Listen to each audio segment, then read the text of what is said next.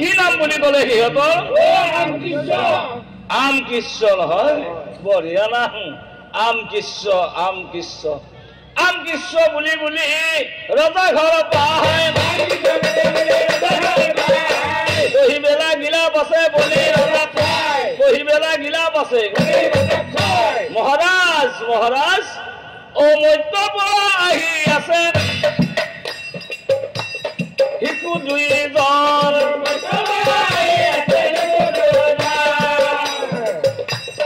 এজন কলা এজন বগা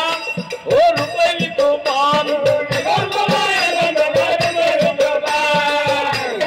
বন্ধা বোলে আম কৃষ্ণ দৈব কি নন্দন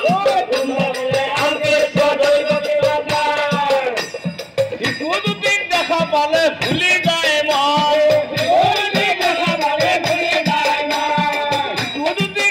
পালে ভুলি যায় মন কি কলা অ কথা শুনি বলি ৰজাই সোধে পুনৰাই কি নাম বুলি ক'লে কোৱা কি নাম বুলি ক'লে কি নাম বুলি ক'লে সিহঁতৰ কি নহয় নহয় তাৰ মানে ৰাম কৃষ্ণ অ নাম শুনি বলি ৰজাই হব বুজি পায়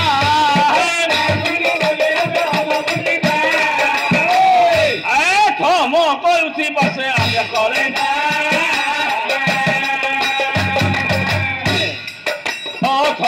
কৈ উঠি পাছে শংখ ঘণ্টা ঢাক ঢোল বজাই দিয়া আৰু নাৰীগণ তোমালোকে মংগল উৰুলি দিয়া অ বলি ৰজাই ধূপ দিব ফুল চন্দন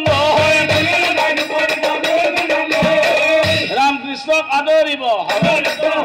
ৰামকৃষ্ণক আদৰিব অ গলে বস্ত্ৰ বলি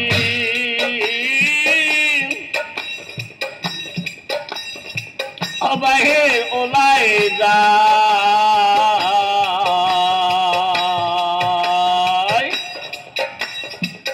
পিছে পিছে দৈত্যগণে নানা বাদ্য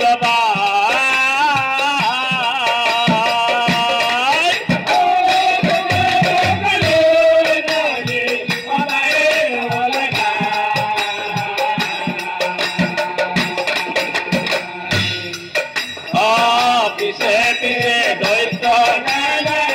নানা বাদ্য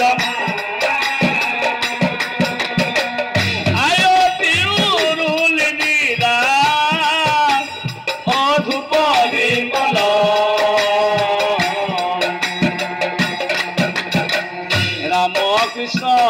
ৰাম কৃষ্ণ অভিতল ঘৰে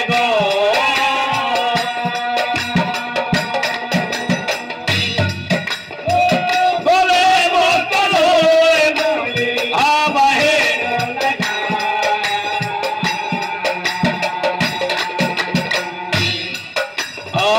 পিছে পিছে দৈত্য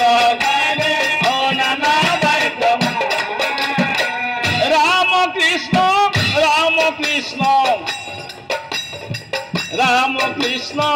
হরি হে রাম কৃষ্ণ রাম কৃষ্ণ হরি রাম কৃষ্ণ রাম কৃষ্ণ রাম কৃষ্ণ হরি হে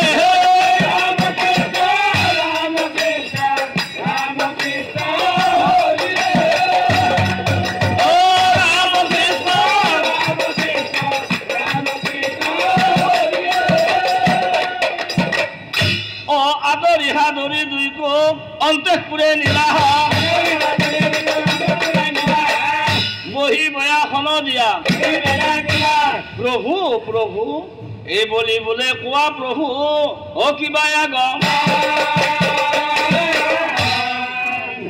কথা শুনি নাৰায়ণে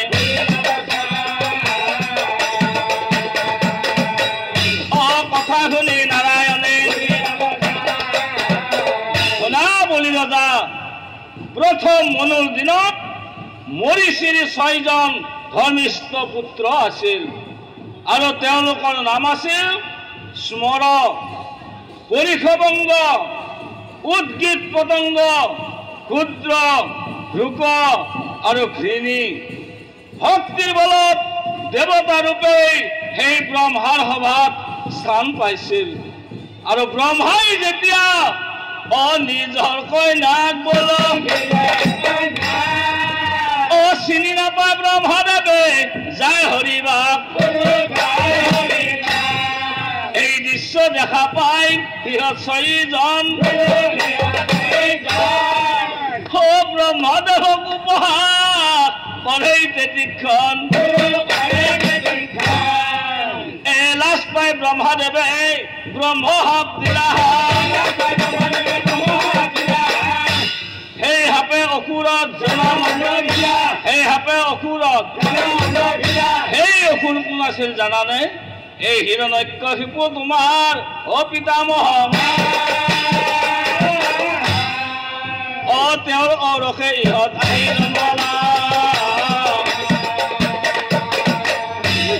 তেওঁৰ অৰসে ইহঁত আহি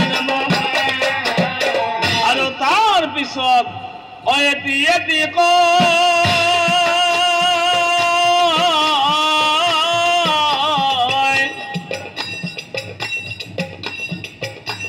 যুগ মায়াই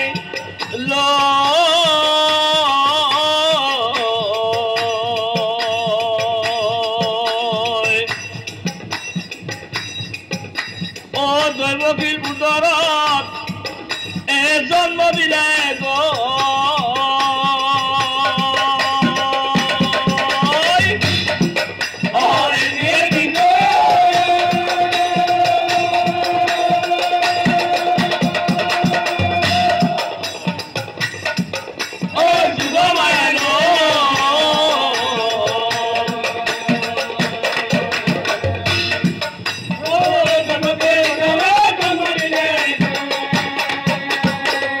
আৰু যেবে জন্ম পায়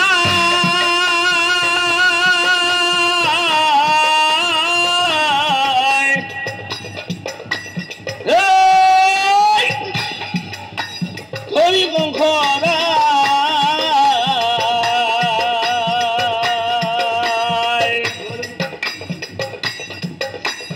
এটি এটি কৈ মোৰ মাৰে ছয় ভাই